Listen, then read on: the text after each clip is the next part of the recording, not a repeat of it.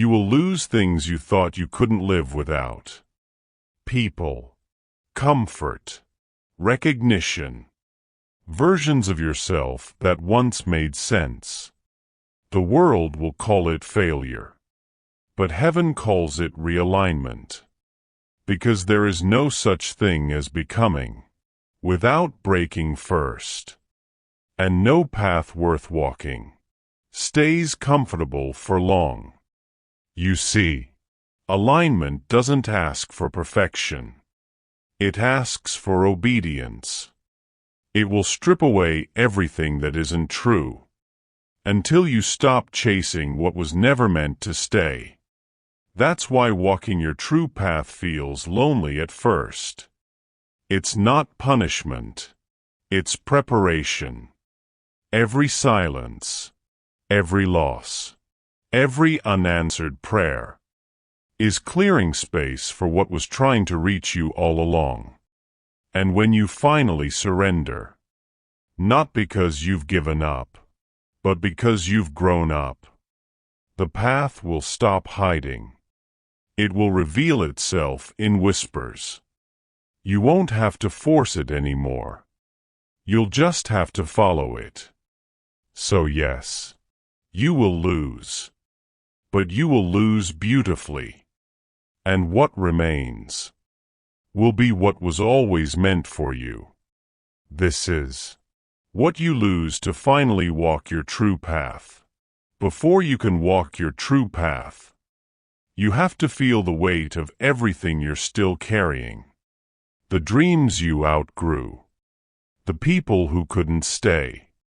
The versions of you that no longer fit the light you're walking into. This is where the shedding begins. Not in movement, but in awareness. So take a seat in the silence. Let it show you what you've been dragging behind. Because before freedom ever feels light, it feels heavy. Chapter 1. The weight of what you're still carrying. You can't walk light if you keep holding what broke you. Every step forward grinds against the past you refuse to release. Some of the things you still defend are not sacred. They're simply familiar. And the familiar is heavy when it's no longer right. The path doesn't punish you for what you carried. It only asks, do you still need it? Look down. Every footprint you've left in the dust is proof that you've already survived. But the load you drag behind you, that's memory pretending to be meaning. That's pain rehearsing itself so you don't forget the lesson. You don't owe the past your constant attendance. You only owe it acknowledgement, then departure. Every season of your life has an exit. But not everyone who walked with you deserves an invitation forward. Some were built for the chapter, not the book. There comes a time when you must stop asking why they left, and start asking why you stayed. You kept calling it faithfulness, but often it was fear. Fear that if you stopped holding on, you'd have nothing left to hold you. But you've grown stronger now. You are your own anchor. And even anchors have to lift when the tide changes. Every sacred path begins with a release. Even the sun must let go of the night before it can rise. You were taught that letting go means losing control. But sometimes, control is what's keeping you stuck. Because what's forced cannot align. Imagine standing in the middle of a vast, golden road. The wind is warm. The air is still. You can see far ahead, but your feet are buried in dust. You try to move, but you can't. Because everything you once promised to carry is now tangled around your ankles. And you think the path is cruel for not moving with you. But it's been waiting this whole time, silent, patient, watching you learn how to open your hands. You don't lose your history when you let go. You lose the illusion that you had to relive it. The memory stays, but the weight leaves. And what remains is lighter, purer, the truth stripped of the pain that once defined it. That's the secret to movement. You walk faster when forgiveness replaces explanation. You breathe easier when peace becomes proof. This is what maturity sounds like. I still remember, but I won't return. You'll meet people who try to remind you who you used to be. Smile. Let them talk to the version that no longer exists. You've outgrown conversations that only feed the old wound. Growth doesn't require proving the past wrong. It only requires proving yourself done. The longer you drag what's finished, the more it erodes the strength meant for what's next. You can't walk your true path while auditioning for places that no longer see your light. You can't receive clarity while defending the fog. And you can't step into destiny if you keep protecting history. The path is simple, but the traveler is complicated. We build our own weight, and then wonder why we're tired. If you ever feel stuck, don't ask, where am I supposed to go? Ask, what am I still carrying that's slowing me down? Because often, the next step isn't a direction. It's a decision. To stop dragging what no longer belongs to your walk. You are not here to prove you can endure pain forever. You are here to prove that peace can survive you too. The dust on your shoes is not a failure. It's evidence that you've been somewhere and left it. So shake it off. Not out of arrogance, out of gratitude. Because the same ground that dirted your steps also taught you how to walk without falling. It taught you how to move when no one watched. You'll never know how light freedom feels until you finally stop explaining why you carried it this long. Forgive yourself for mistaking attachment for love. Forgive the ones who made you heavy because they were too broken to hold you softly. And when you forgive, truly forgive, you'll notice something strange. You'll stop needing closure. You'll just feel complete. This is where the path clears. This is where the noise quiets. This is where you finally exhale. Because you've carried enough proof that you survived. Now it's time to carry purpose. Every soul that seeks alignment must first walk through release. Not because release feels good, but because holding on has already done its damage. And when you finally set it down, the regret, the resentment, the repetition, the ground beneath you will stop shaking. Because it was never the path that was unstable. It was just your grip on what was gone. Because before you can rise, something in you must rest in peace. Chapter 2. When Growth Demands a Burial. There comes a point in every season of growth where continuing forward requires you to stop pretending nothing has died. You don't lose everything at once. You lose it layer by layer, quietly, privately, between versions of yourself. At first, it felt cruel. Why does becoming cost so much? Why must peace arrive wearing the face of loss? But you can't harvest purpose without burying what can't grow with it. That's the paradox of alignment. Something always has to end for something real to begin. The world tells you growth is a glow-up. That it's about becoming bigger, louder, and unbreakable. But real growth, Spiritual growth feels like shrinking.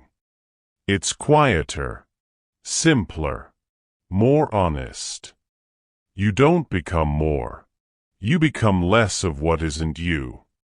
There are parts of you that were born in survival. Sharp edges built to protect a soft heart. Those parts kept you alive when peace was far away. But now, they keep you from resting. Even when you're finally safe. You can't bring that version of yourself into the next chapter. You can only thank it. Then bury it. Because healing isn't about erasing who you were. It's about laying them to rest. So who you're becoming can finally breathe. Every transformation has a funeral. A quiet one. With no guests. No ceremony. No closure. Just you. And the parts of you that no longer fit. And the courage to say goodbye. Without needing them to apologize first. It's strange, isn't it? How the things that once made you feel alive can become the very things that suffocate you. You keep trying to resurrect what was only meant to teach. You pray for rebirth where you should be digging graves. Growth isn't about adding more. It's about giving death to what's already over. So bury the versions of you that confuse movement with meaning. The ones that ran toward validation, when all they ever needed was stillness. Bury the plans that came from fear. The dreams that were built on proving instead of becoming. Bury the names you called yourself, when the world wasn't kind enough to call you worthy. This is not a weakness. This is resurrection in disguise. Because growth and grief are twin flames that burn at the same altar. You can't have one without bowing to the other. So cry if you must. But dig anyway. Every tear that falls into that soil waters the roots of the next you. The path ahead will ask for patience. It will not move until you stop looking backward. Sometimes the burial is not of people, but of expectations, illusions, and identities. The graves are invisible, but the freedom is real. And one day, when the air feels lighter, and the silence no longer hurts, you'll walk past the place where you laid everything down. And you'll realize, it didn't end there. That was just where you stopped fighting the ending. Peace isn't built on keeping everything alive. It's built on loving things enough to let them die. And if you ever doubt that truth, look at nature. The trees lose their leaves, not because they're dying, but because the next season demands lighter branches. You too must shed. You too must trust that what looks like loss is just a new kind of blooming. So stand at the edge of what you've outgrown. Look back once, not in regret, but in reverence. Whisper a thank you. Then step forward. Because the path only appears to those willing to leave the graveyard behind. Because some endings don't close a story. They clear the road for a truer one. Chapter 3. The people you outgrow in silence. Not everyone who started with you was meant to stay until the end. Some people were only ever written into the early chapters.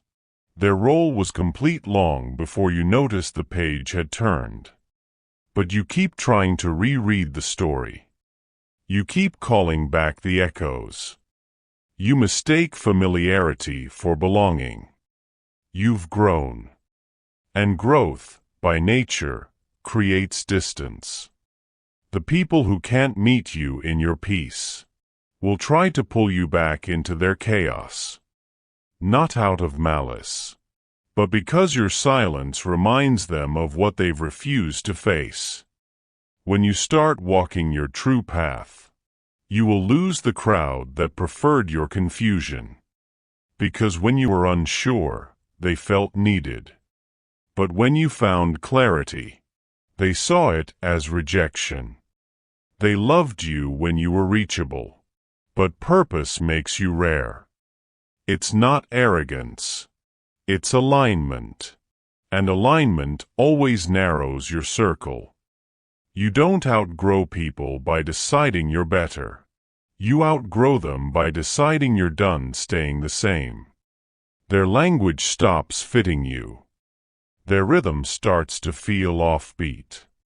You stop relating to the small talk, because you're finally speaking to yourself in a larger one. It hurts, doesn't it? To love people deeply, yet still feel that the connection can't cross the next season with you. But you are not abandoning them. You are obeying your evolution. And the silence that follows is not punishment. It's permission. You will stop texting as much. You will stop explaining as often. The conversations will fade, not out of anger, but absence. You'll start to feel misunderstood, but that's only because your frequency changed. And those still tuned to your old signal will think you disappeared. But really, you just went deeper, into yourself, into purpose, into peace. The people who truly love you won't fear your distance. They'll respect it. They'll sense your quiet expansion and step back, not because they're leaving, but because they understand that love without control is trust. But others will see your silence as rebellion. They'll question your loyalty. They'll accuse your calm of arrogance. That's the tax of elevation, the misunderstanding of those who stayed behind. Don't argue for your peace. Just live it. You'll know you've grown when you no longer need to prove your intentions. Because growth doesn't always announce itself with confidence. Sometimes it just stops needing validation. That's how peace enters quietly, not as a sound, but as the absence of noise. So if you've been feeling alone lately, don't rush to fill the space. That silence you're standing in is sacred ground, freshly cleared for new alignment. It's not emptiness. It's capacity. Capacity for deeper conversations, for truer love, for work that matches your becoming. You don't lose people. You release versions of them that no longer recognize who you are. You keep their lessons. You bless their names. But you don't keep forcing the same connection through a frequency you've outgrown. That's not loyalty. That's self-sabotage disguised as empathy. So let them remember you softly. You don't have to return every call from the past. Some echoes are just proof that you were loud once, not that you must be again. And when they say, "You've changed," let them be right. Because you were never meant to stay hidden in the same shell. Growth rarely announces its distance. It just moves, slowly, gracefully, until the old rooms feel smaller.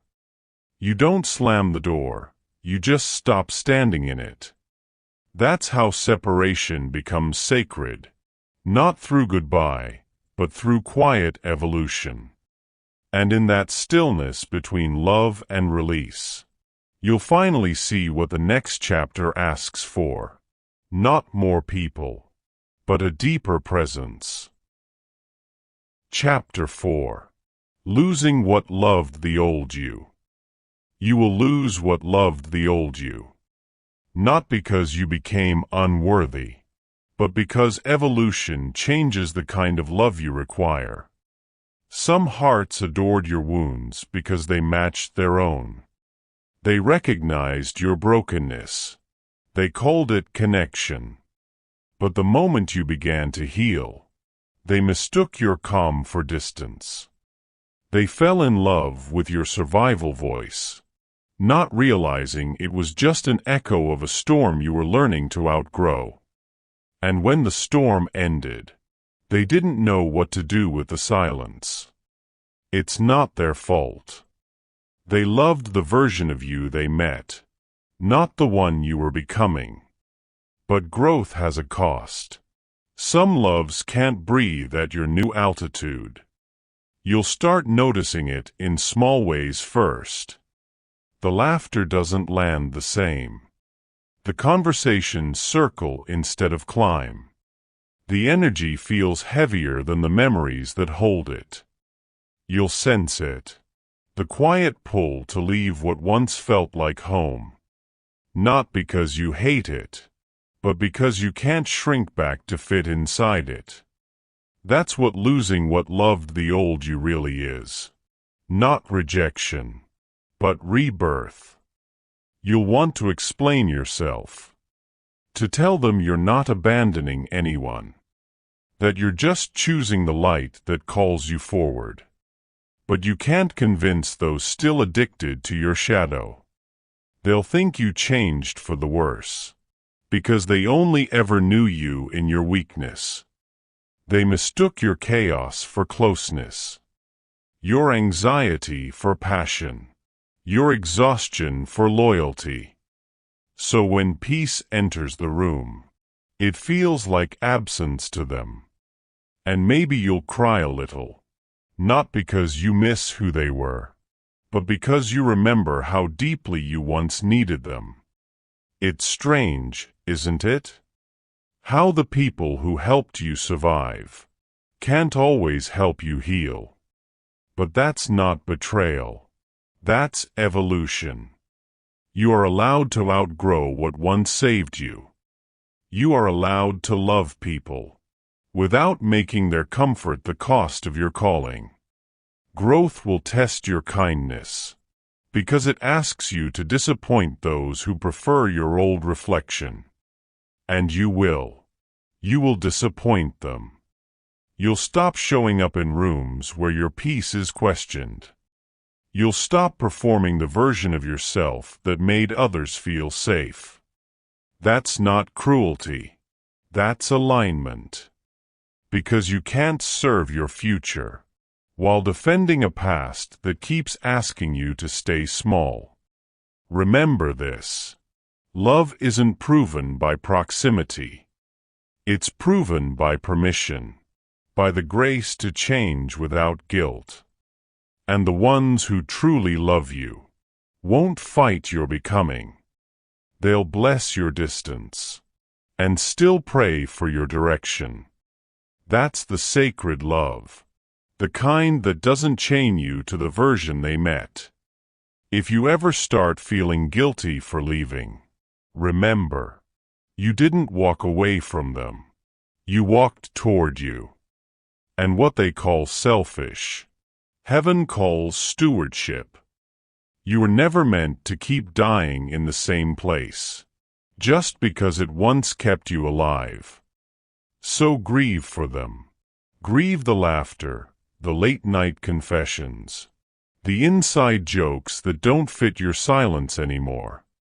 Cry if you need to, but don't go back. You can love what was, without re-entering it. Because sometimes peace sounds like the door you didn't reopen. One day you'll hear their names again. You'll smile softly. And it won't sting. It'll just sound like a life that once held you, before the wind carried you farther. You'll realize you didn't lose them. You simply stopped orbiting pain. The truth is, you can't walk your true path and keep everyone comfortable. The ones who refuse to change with you will misinterpret your peace as pride. Let them. Your silence will teach them more than your explanations ever could. Because silence is honest. It never flatters, never begs. And one day, they'll see the light on your face and finally understand what you were trying to say. I didn't leave to win. I left to heal. You'll know you've crossed the threshold when your forgiveness no longer asks to be seen, when you can love them quietly without needing to prove it publicly. That's real growth. When peace becomes private. Write this down somewhere. You don't lose people. You lose the permission to keep breaking for them. And that's not tragedy. That's mercy disguised as distance. They will remember you as the one who drifted away. But the truth is, you finally stopped drifting. You anchored yourself in clarity. You chose peace over pleasing. You chose becoming over belonging. And what loved the old you will always echo, softly, faintly, in the quiet spaces of memory. But you'll keep walking, not in anger, but in honor of what it once was. Because even endings deserve gratitude. Maybe one day you'll see them again, not as ghosts, but as reminders that love and purpose don't always share the same road. You'll nod, smile, and keep walking. Because peace isn't found in the people who stayed. It's found in you who finally did. And that's where the next chapter begins. In the quiet space between love remembered and self restored. Chapter 5. The peace after resistance. You fought it for so long. The quiet. You feared that stillness meant you were losing. That if you weren't fighting, you weren't moving. But then one morning, the war in your chest simply stopped. Not because everything was perfect, but because you finally ran out of reasons to keep resisting peace. And that's when you realized, peace was never hiding. It was just waiting for permission. All your life, you equated tension with progress. You thought you needed pressure to feel alive. But survival taught you noise, not peace. And there's a difference. Noise makes you react. Peace makes you respond.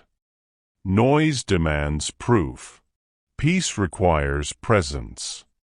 The peace after resistance isn't loud.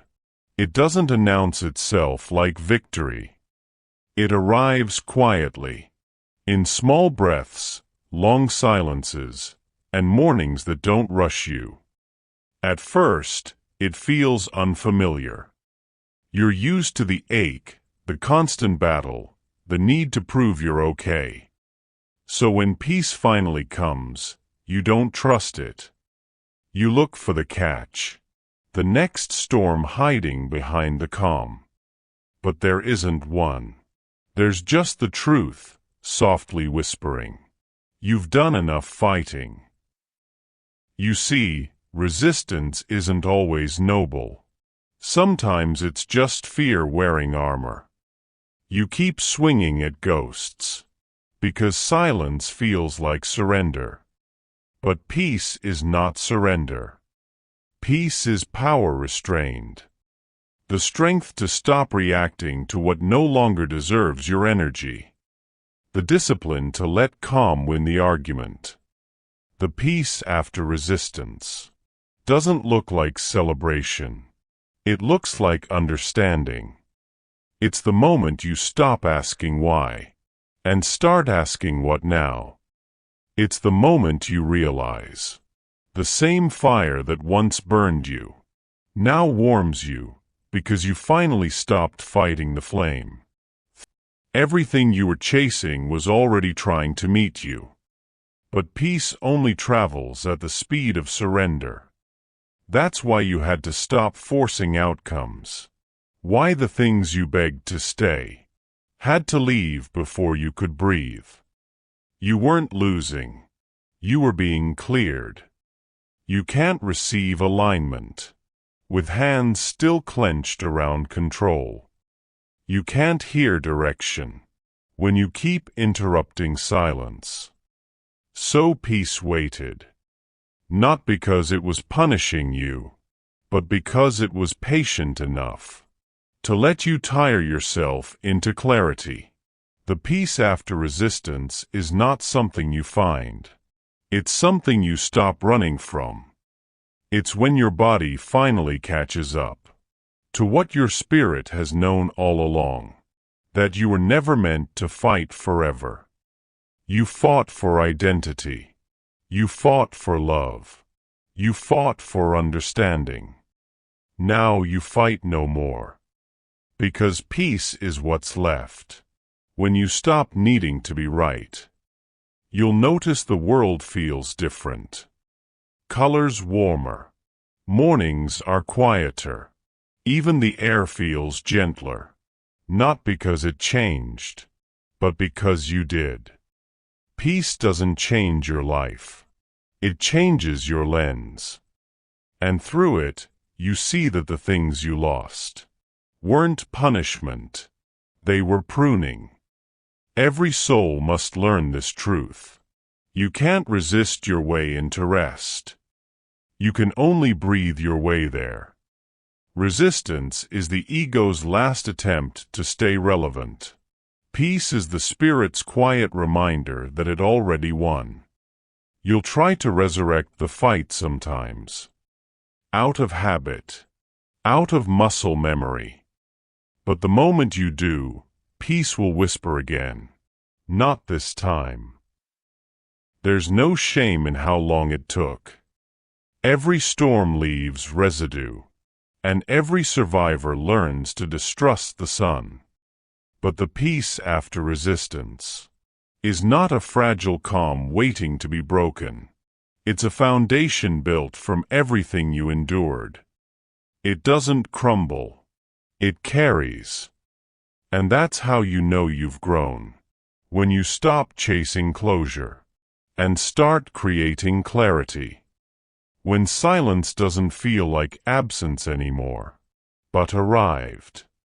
One day, you'll look back and realize the battles you thought you lost were actually boundaries being built. Every delay was direction. Every no was protection. Peace isn't the reward for resistance. It's the reason you survived it. There's nothing left to fight. Nothing left to prove. Only peace left to practice.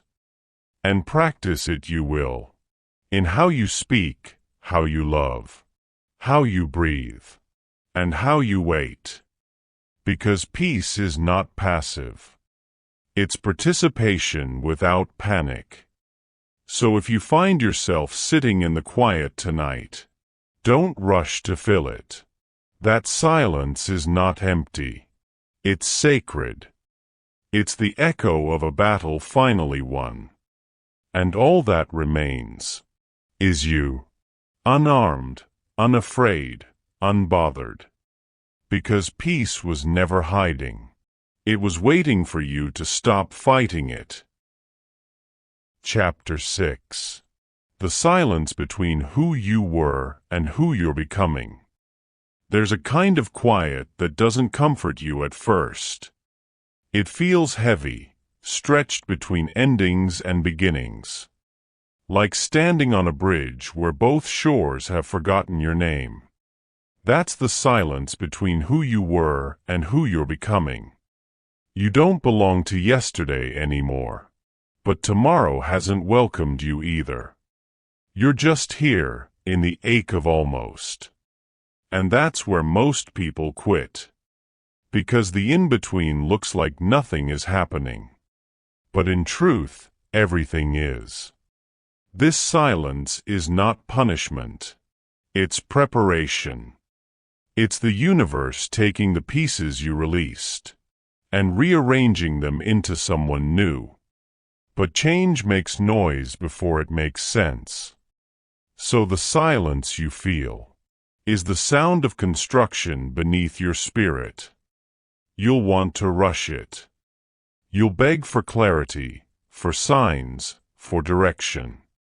But growth isn't late. You're just early to understanding. You can't measure progress while the roots are still forming underground.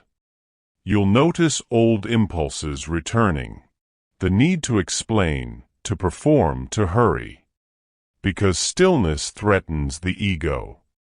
It whispers, if I'm not moving, I'm losing. But peace replies, if you're not still, you'll never see. The work of this season isn't motion, it's maintenance. Guarding the ground where you're finally growing unseen. The silence between versions of you is the most misunderstood miracle.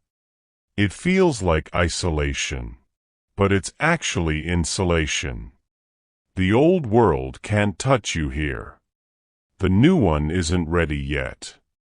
So heaven hides you, not to punish, but to protect. Every transformation has a hiding season. Caterpillars don't complain about the cocoon. They surrender to it. And one day, wings appear where struggle used to live. So don't curse the quiet. Bless it. Because silence is God's workshop. You may feel unseen, but you're being studied by destiny. You may feel forgotten, but purpose never misplaces what it's shaping. Every delay is design. Every detour is a direction disguised as doubt. Sometimes you'll think, I've lost my fire. No, you've been placed in the kiln. The flame is inside you now. Quiet, refining, invisible to everyone watching. You're not burnt out. You're being baked solid. So when the world tests you again, you won't crack. You'll shine. Sit with yourself here. Not the curated self. Not the version built for approval. Just the one that breathes when no one's watching. Listen to your thoughts without judging them. They're not enemies, they're echoes. Echoes of who you've been. Fading gently into who you're becoming. The silence will teach you discipline. Because when nothing moves, you either fall into distraction or deepen in devotion. And you, builder, you're learning devotion. You're learning to show up without applause. To stay faithful when no one's watching. To trust the invisible hands shaping your next chapter. The longer you walk in silence, the more you'll start hearing yourself clearly. Not the anxious voice. The ancient one. The one that doesn't rush. The one that remembers. It will say, you're not stuck, you're settling into strength. Patience isn't passive. It's participation without panic. Every day you sit here quietly, you're proving that peace can be practiced. And in time, the world around you will feel smaller, because you finally expanded inside. This season will tempt you to prove your progress. Don't. The seed never explains itself to the soil. Let the silence speak on your behalf. When the time is right, the same people who doubted your stillness, I will wonder how you moved so fast. Because they didn't see you building beneath the noise. Peace doesn't always roar. Sometimes it hums. Quietly, steadily, beneath uncertainty. That hum is your new rhythm. Learn to dance with it. You're not behind. You're becoming. The silence between versions of you isn't empty space. It's a sacred design. Every breath is bricks. Every day is construction. And when you finally emerge, you won't even remember how long you waited, only that it was worth it. The silence was never the end, it was the seed. And when purpose finally begins to pull you again, you'll feel the shift, not outside, but within. The stillness you once feared will become your strength. Because peace doesn't pause progress, it prepares it. And that's where we go next, into the pull that means it's time to walk again. Chapter 7. When purpose starts pulling you away. There will come a time when peace begins to feel restless. When the stillness that once healed you starts whispering that it's time to move again. You'll feel it in quiet moments first. A tug beneath the calm. A subtle urgency that doesn't shout but doesn't leave. That's purpose. Stirring, stretching, summoning. You've done the work of release. You've buried what no longer fits. You've learned to sit in silence without begging for noise. Now the silence starts to speak. Not as emptiness, but as direction.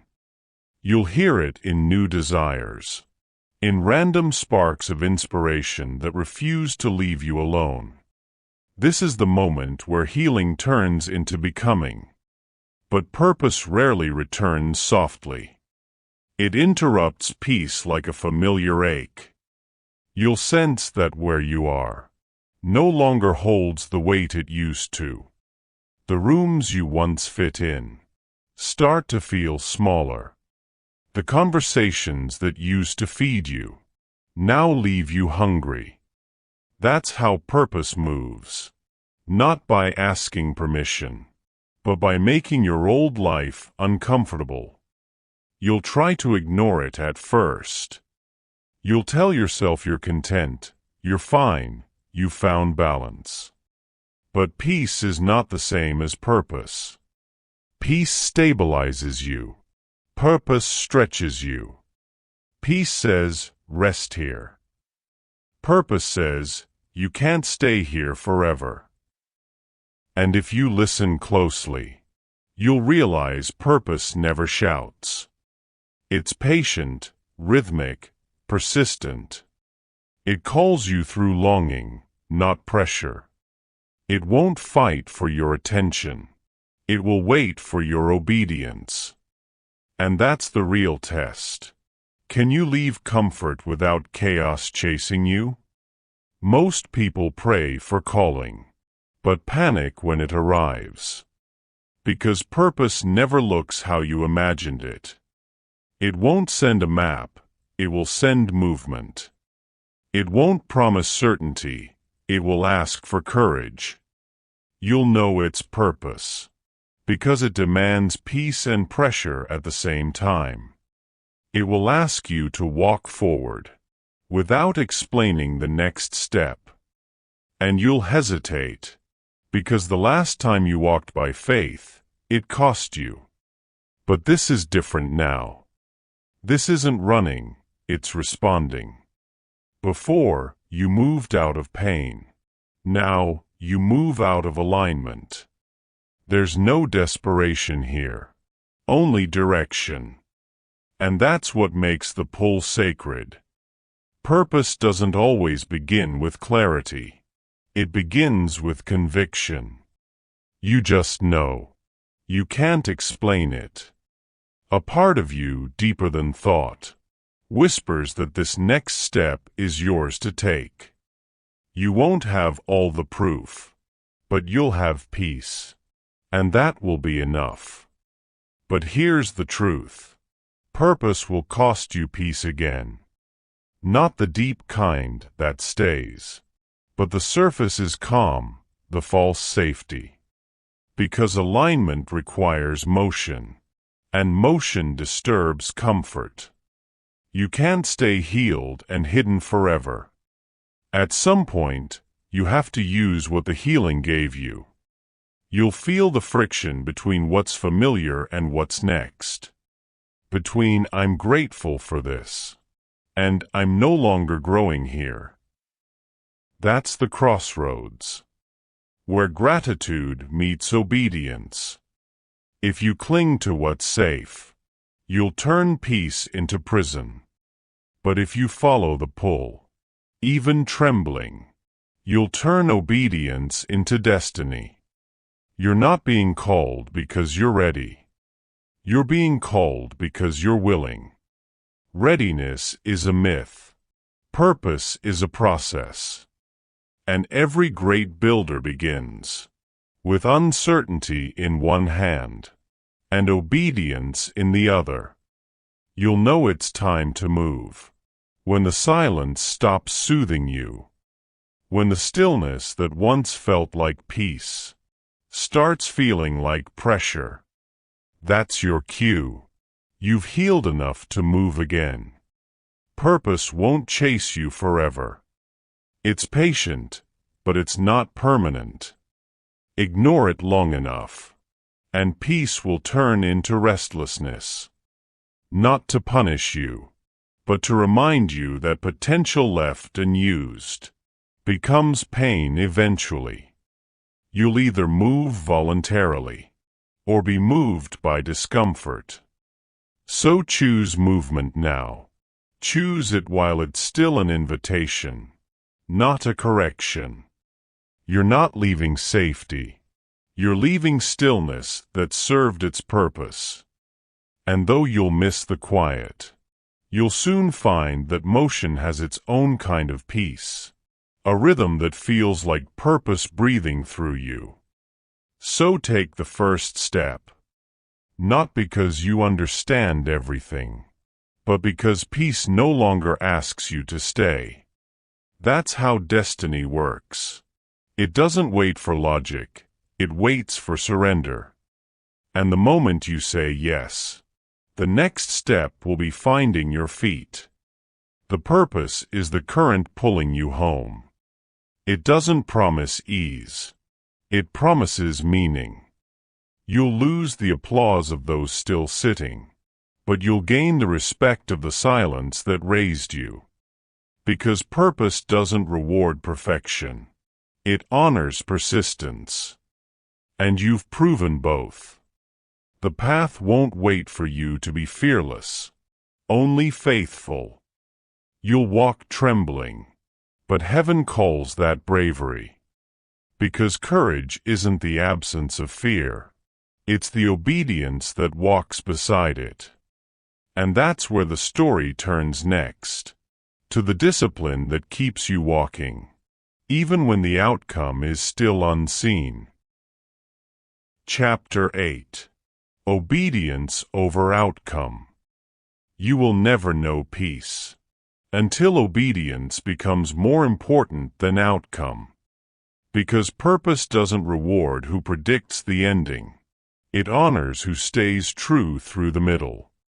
And faith is the art of walking, while the map is still being drawn.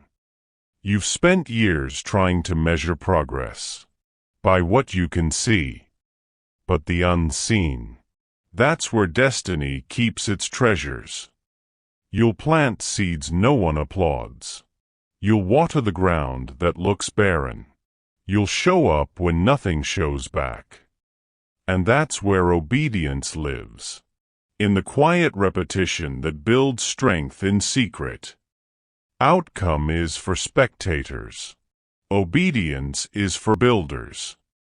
Because builders understand something the world forgets. Consistency is worship. Every time you do the right thing, when no one's watching, you are aligning with something eternal. You don't obey because it guarantees reward. You obey because it guarantees growth. The soil never argues with the season. It just receives, faithfully, quietly, patiently. So must you. Because divine timing rarely consults human comfort. There will be days when obedience feels like invisibility. When you wonder if anyone notices your effort.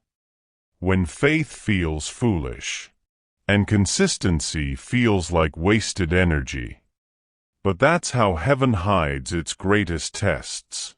In routines that don't seem to matter.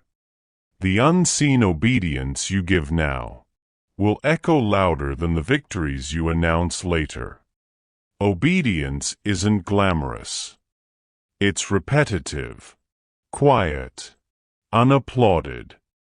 It's the midnight work, the early morning choices, the boundaries no one sees. But everything you've built from that place, from obedience, will last longer than what others build from opportunity. Because discipline lasts where desire fades.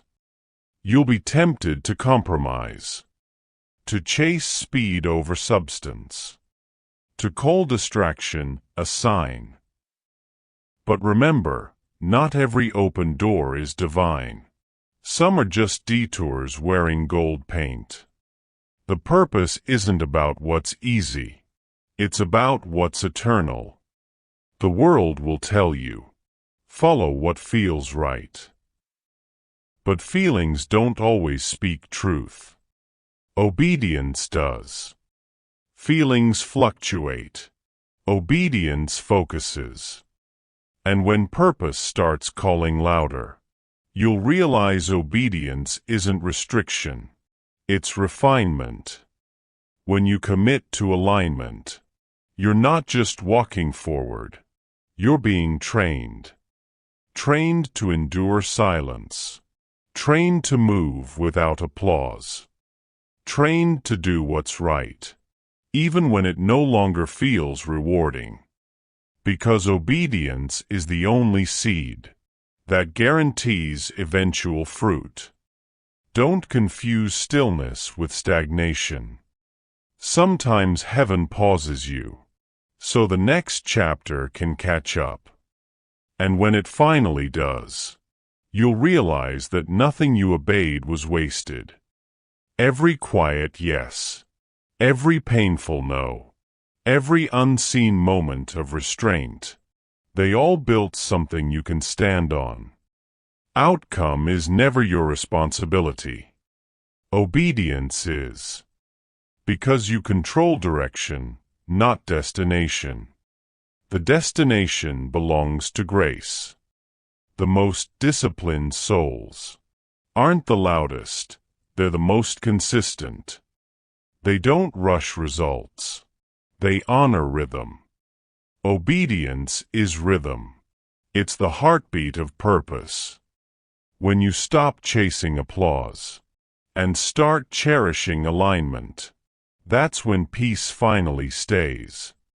You'll know you've matured when obedience feels more satisfying than validation.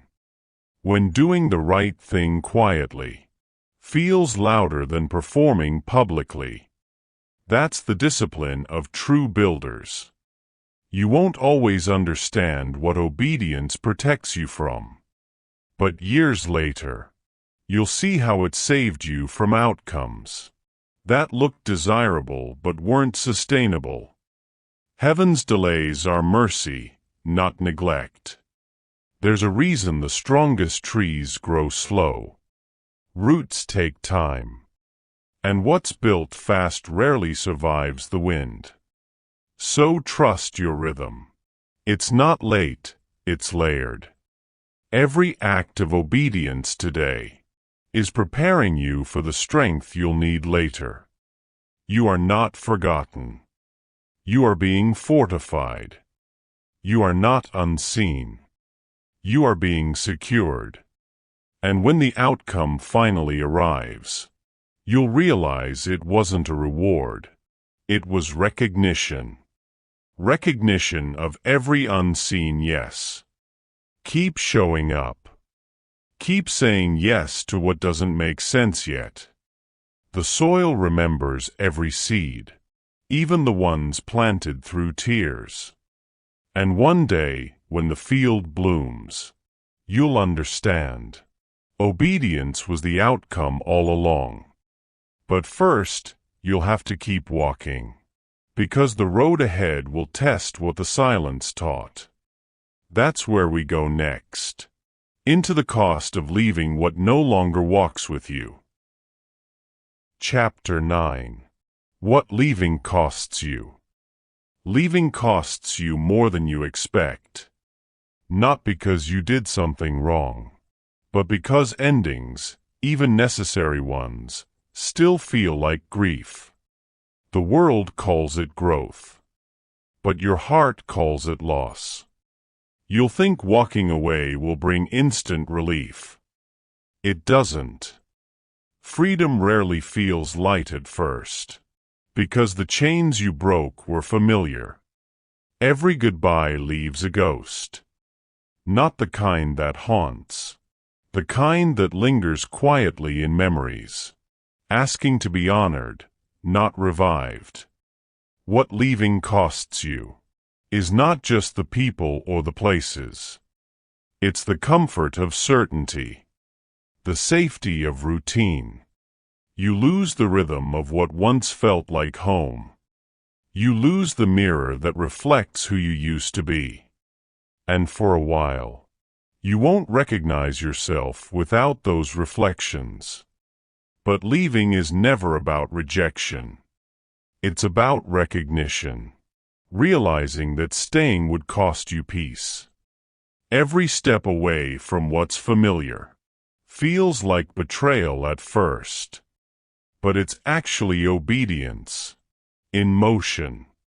You will cry for things that no longer fit. You will miss people who no longer see you. You will grieve versions of yourself that died becoming someone stronger. And that's okay. Grief doesn't mean you made a mistake. It means you had the courage to love deeply before letting go. You'll learn that sometimes the ones you leave behind won't understand. They'll tell stories to make sense of your absence. Let them. They can't see what obedience costs you. Because what you gave up wasn't comfort, it was camouflage.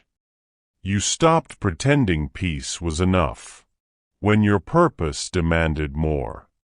Leaving costs you your reputation sometimes. People won't know the truth. They'll only know their version.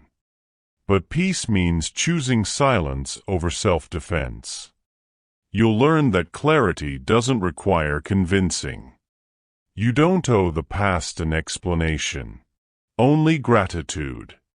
You'll walk through lonely seasons, where your only companion is conviction. It won't hold your hand, but it will keep your heart from wandering back. You'll look around and realize how much noise you left behind, and how beautiful quiet truly is. Every departure creates space, and at first, that space feels like absence. But keep walking, because absence is where abundance begins. It's the hollow that healing fills, the silence that truth finally fits inside. You'll lose comfort, yes. You'll lose approval, applause, and predictability. But what you gain is yourself, the version of you that can finally stand without leaning on validation. That's the quiet reward of leaving the right things wrong by time. Not every loss is loud. Some losses are silent and sacred. You'll wake one morning, look around, and realize you're no longer surrounded by what used to define you. And though your chest will ache, your soul will sigh in relief. That's what healing sounds like. A sigh where struggle used to scream. The cost of leaving is learning to live without closure. You won't always get goodbyes. You won't always understand. You'll just get peace. And at first, it won't feel like enough. But peace matures. It grows into meaning.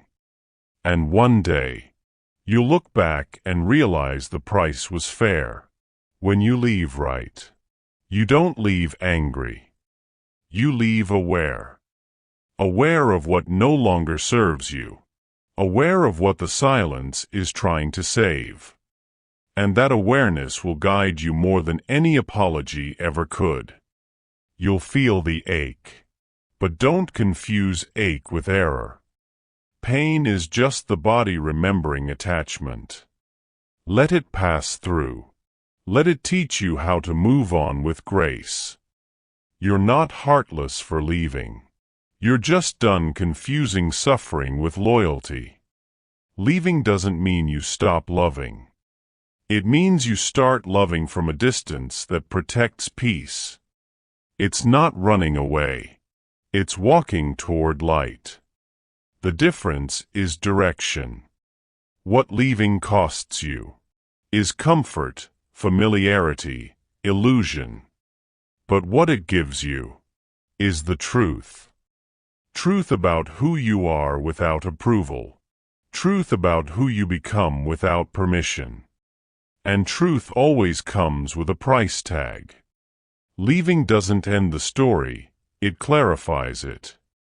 Every step away reveals what truly stayed within. And as you walk lighter, purpose will start speaking again, not from the outside, but from the new self that silence built.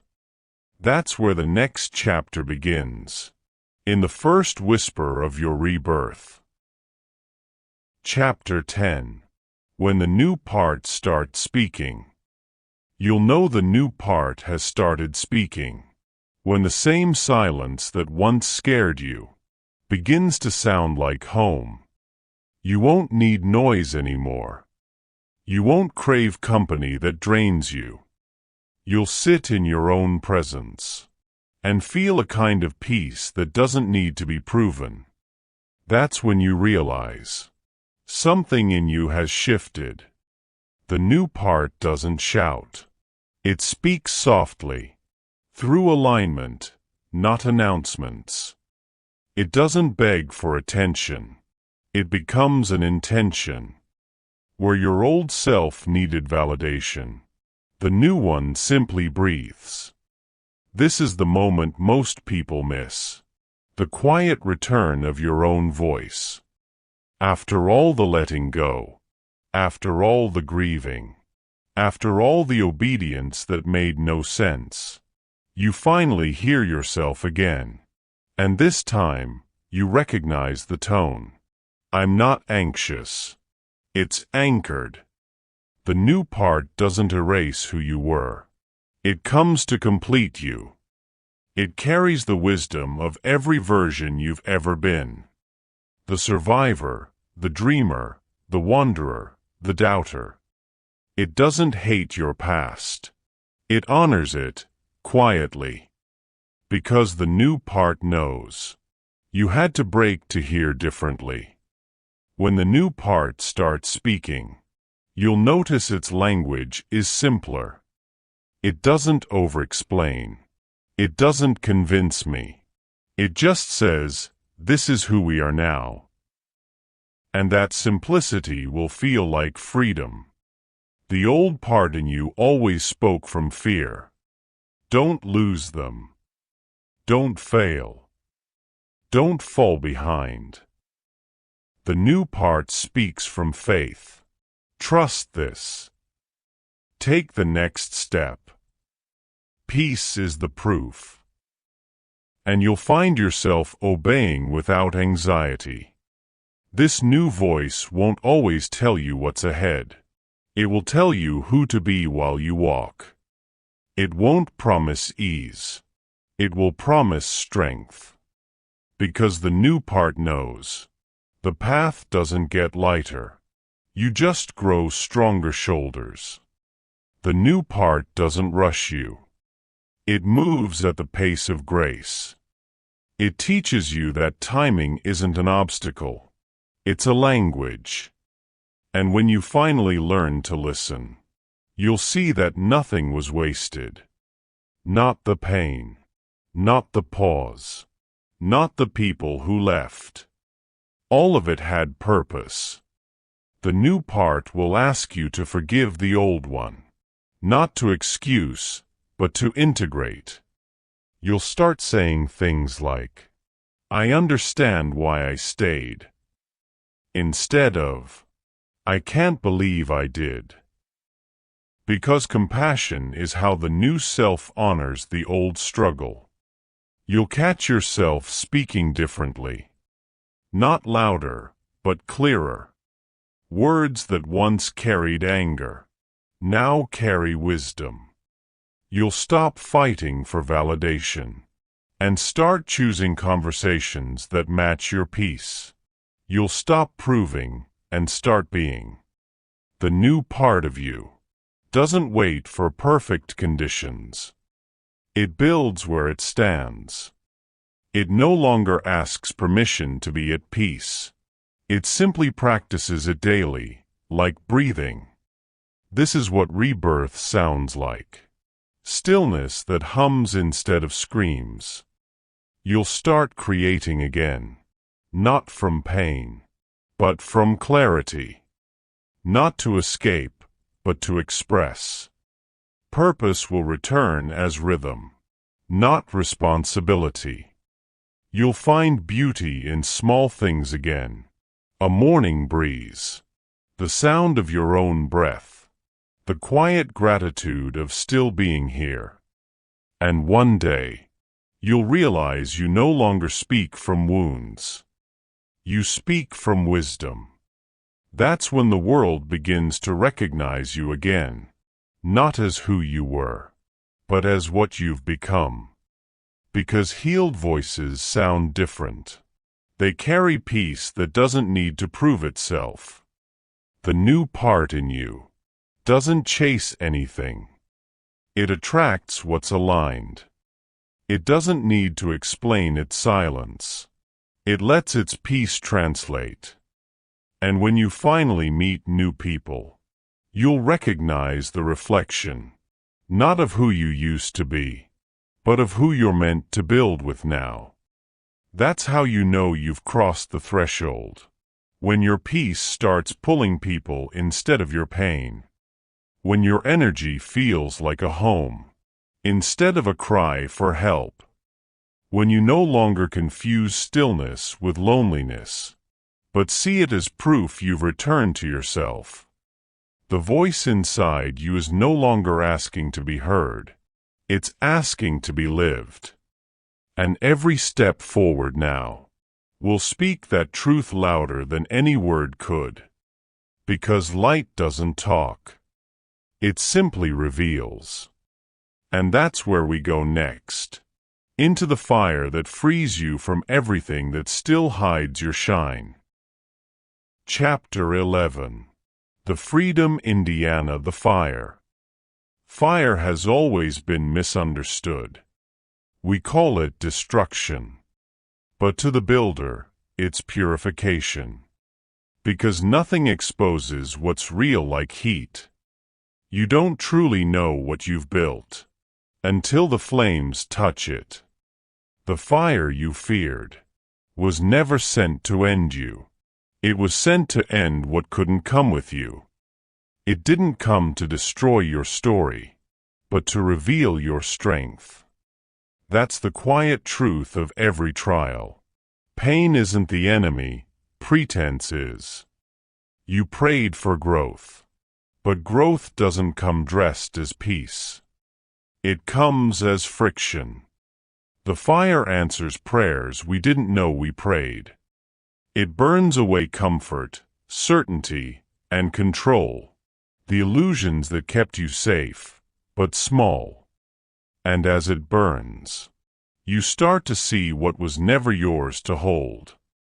You'll try to fight it at first. You'll call it loss, betrayal, chaos. But as the smoke clears, you'll notice what remains. The truth is, the fire never takes what's eternal. It only consumes what was temporary. And that's freedom. When you finally stop mourning what was meant to leave. The fire teaches surrender. Because you can't outthink a flame. You can only outlast it. And every time you sit still in the heat, you're proving to yourself that peace is not the absence of pain, but authority over it. The flames don't just burn. They clarify. They reveal your foundations. They test your motives.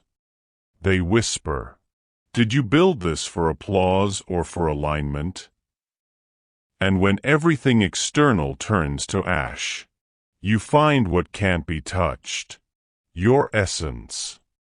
The fire takes your illusions, but it gives you insight.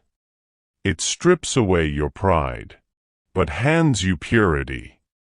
It removes the people who praised your potential, and leaves you with the peace that proves it. Freedom isn't found outside the flames. It's forged inside them. You'll learn to thank the fire one day. Not because it was easy, but because it was honest. The fire doesn't flatter. It tells the truth. And in that truth, you'll find the quiet freedom of no longer pretending. When everything around you starts collapsing, and you're tempted to panic, pause. Ask yourself, what if this isn't falling apart? What if it's falling into place? That's the perspective of the refined. They see purpose in the pain. Every scar you carry is proof of survival and instruction. Scars are sacred symbols, not of what hurt you, but of what healed without your permission. You'll start to see that every burn had beauty in it, because it marked where transformation happened. The fire won't ask for your comfort. It will demand your courage. Because the cost of transformation is always exposure. The real you, unguarded, unpolished, unafraid, is what the fire was always after. And when you stop fighting it, something beautiful happens. The flames stop chasing you. They start following you. You become light itself, no longer afraid of being seen, no longer trying to hide your heat. That's what freedom in the fire means. You'll realize you no longer need revenge, closure, or explanation. Because when the fire refines you, you stop looking for apologies. You become one. Your peace becomes proof. Everything you've endured was not destruction. It was the definition. The fire didn't end you. It introduced you. And when you rise from it, you'll glow quietly, not because you're untouched, but because you were transformed. The world will see your calm and think it came easy. They'll see your smile and assume it was born from peace. But you'll know, you earned this light. It came from flames that once threatened to take you. You stayed. You stood. You shone. Freedom doesn't come after the fire. It comes through it. Because you can't be purified by what you avoid, only by what you endure. And once you've walked through it, you'll never fear it again. The fire didn't destroy you. It distinguished you. It separated what was surface from what was sacred. And now, what remains is pure, ready, steady, light. Because what you lose in the fire always returns as light. Chapter 12. What you lose returns as light. Everything you lost wasn't taken. It was transformed. Because nothing pure ever truly leaves you. It just changes form. The love you gave that wasn't returned. the effort no one noticed, the years that felt wasted. They all return, but not as what you expected. They return as light. Light that fills your mornings quietly. Light that steadies your hands when you create. Light that finds you in rooms you thought you'd never reach. It's not loud. It doesn't announce itself. But you'll feel it. A warmth that sits in your chest, where pain used to live. For years, you thought loss meant lack. That absence meant emptiness. But light taught you otherwise. It showed you that endings are not voids. They're vessels. Every time something left, it made room for something sacred to enter. And now you understand. What you lose doesn't vanish. It evolves. The friendships that faded, the dreams that died, the seasons that closed, they didn't fail you. They finished their assignment. You were never being abandoned. You were being aligned. You don't carry the same heaviness anymore. Not because life became easier, but because you became lighter. You learned the sacred art of release. How to love what was, without resenting what isn't. And that's what makes light return. Gratitude. You'll notice it in subtle ways. You'll laugh again, softly, sincerely. You'll rest without guilt. You'll breathe without holding your breath. Because you no longer confuse stillness with stagnation. You've become peace in motion. The light doesn't erase the past. It redeems it. You'll look at the versions of yourself you once hated and whisper, "Thank you. Thank you for surviving when peace felt impossible. Thank you for fighting when faith felt foolish. Thank you for walking when no one clapped." That's how light enters. Through compassion for your own history. You'll feel it most when you help others. When someone tells you, "I don't think I'll make it," and you smile softly, because you once said the same thing. And now, your story speaks for you. You don't need to convince anyone that healing is real. You are the proof. Light doesn't rush. It reveals. And as it spreads through your life, you'll see that even the darkness had direction. The moments that broke you were carrying messages the light could only translate later. Now they make sense. Now they shine. You are not who you were. You are the result of everything you've released. Every surrender refined you. Every silence sculpted you. Every fire forged you. You are not the ashes. You are what rose from them. And maybe that's what light really is. The visible memory of everything you've survived. You don't need to chase it anymore. You've become it. Everywhere you go, light follows. Because you've learned to carry it, not look for it. The peace you prayed for is not outside you anymore. It lives in your choices now. Every boundary is a beam. Every pause is a prayer.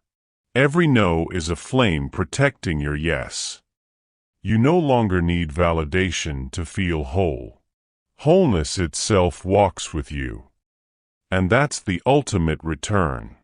Not success, not applause, but serenity. A calm that can't be taken. That's what all the losing was for. To teach you how to live without fear. And shine without noise. You'll look at your reflection one morning. And finally see peace looking back. Not perfection. Not pretending. Just peace. The kind that doesn't perform. It just exists. And you'll whisper, "This is me now." Every ending returns as something softer. Every heartbreak becomes light that helps you see others. And maybe that's how love was meant to last. Not in possession, but in presence. Because everything you loved purely returns in ways you can't explain. In laughter, in timing, in peace. The fire didn't take your story. It purified your voice. Now every word you speak carries heat and healing. You no longer talk about pain as something that happened, but as something that built you. That's the full circle of light, turning wounds into wisdom, and endings into illumination. You've made it home. And home isn't a place. It's a peace you no longer chase. What you lost returned. Not as people, not as places, but as peace. The peace that walks beside you now. The quiet proof that nothing sacred ever leaves. Because loss was never the opposite of light. It was an invitation to find it. And for those still walking through darkness, that's where the next voice begins. For the ones still losing. For the ones still losing. This is for you. For the ones who haven't reached peace yet. For the ones still walking through endings. That doesn't make sense. For the ones who gave everything and still had to let go. I know it hurts. I know you're tired. You've been brave for so long that even your strength feels like sorrow now. But hear me. This pain is not punishment. It's a passage. You are being walked through fire, so that when you finally find peace, you'll know how to hold it. The things you're losing right now, they're not gone forever. They're just changing form. The love that left is returning as light. The friendships that faded are returning as freedom. The parts of you that broke are returning as strength. And one day soon, you'll look back and realize the loss didn't take from you. It taught you. You'll understand why you had to walk alone. Why did the silence last so long? Why peace felt like punishment at first? Because alignment has a cost, and pretending is cheap. But you chose the expensive road. You chose truth over comfort, clarity over chaos, obedience over outcome. And for that, you're already free. You won't feel it all at once. Healing is slow on purpose. Because peace that comes too fast doesn't stay. But yours will. Because you built it through silence, through surrender, through staying when it would have been easier to run. That's what makes it sacred. For the ones still losing, please know, this is not the end of your story. It's the shedding before the shape, the pruning before the fruit, the clearing before the calling. You are not being punished. You are being prepared. Everything you've lost is making space for everything you asked for. The delay is mercy. The distance is the direction. You just can't see it yet, because builders rarely get to see the masterpiece, while they're still laying the foundation. But one day, you'll see it, and it will be worth every lonely night. Every quiet prayer, every unanswered question. You will rise again, not as who you were, but as who you were always meant to be. And when that day comes, you'll understand. The light didn't find you. It was waiting for you to stop running. So keep walking, builder. Keep breathing. Keep showing up. Even if your voice trembles when you speak. Every step forward counts. Even the slow ones. And the same silence that feels empty now will one day sound like peace returning home. Because the truth is, no one really loses. We just learn what was never ours to keep. And what remains is what was always meant to stay. You. Your peace. Your light. So if you're still losing, hold on. The light hasn't forgotten you. It's just waiting for your hands to be empty enough to receive it. You will shed and ache and question why it had to cost so much. But when the noise finally dies, you'll realize the path didn't take from you. It freed you. And what you lose in the dark always returns as light.